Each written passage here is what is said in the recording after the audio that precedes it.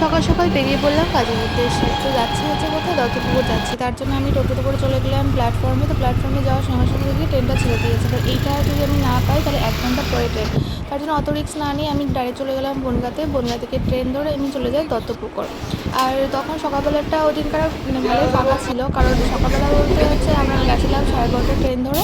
আর চলে আসলাম আমরা দত্তপুকুর। দত্তপুকুর নেমে ফার্স্ট ক্লায়েন্টের বাড়ি চলে আসি আমরা, কারণ আমার দুটো ক্লায়েন্ট ছিল। তো সেখানে আমরা একটুখানি খাওয়া দাওয়া করে নিই। আর এই ছিল আমার ফার্স্ট ক্লায়েন্ট। আর এই সাজানোর পরে হচ্ছে ক্লায়েন্টের কী বলে তাই শোনো একটু।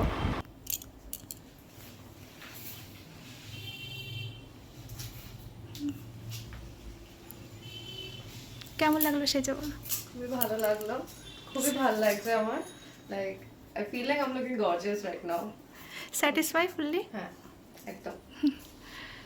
এই ফার্স্ট ক্লায়েন্টের মেকওভারটা কেমন লাগলো আপনারা অবশ্যই কমেন্টের মাধ্যমে জানাবেন। তো আমরা চলে আসলাম সেকেন্ড ব্রাইডের কাছে, সেকেন্ড ক্লায়েন্টের কাছে। কারণ আমার হচ্ছে আজকে কোনো ব্রাইডের কাজ ছিল না, জাস্ট আমি পার্টি মেকআপের জন্যই আমি গেছিলাম দত্তপুকুর। তো এই হচ্ছে আমার বিফোর। আর আপনার কেমন লাগলো অবশ্যই কমেন্টের মাধ্যমে জানাবেন। ক্লায়েন্টের মুখও শুনে নিন। তো কেমন লাগলো সেজে বলো?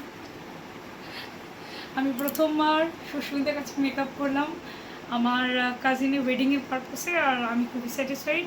Thank you. আপনারা অতি অবশ্যই সুস্মিতাকে কন্ট্যাক্ট করবেন, খুব ভালো and very cooperative. Thank you. আচ্ছা, পেছনে বানটা একটু দেখি, পেছনে একটু হালকা, হ্যাঁ হ্যাঁ হ্যাঁ, জাস্ট নর্মাল একটা বান করা হয়েছে ফ্লাওয়ার দিয়ে।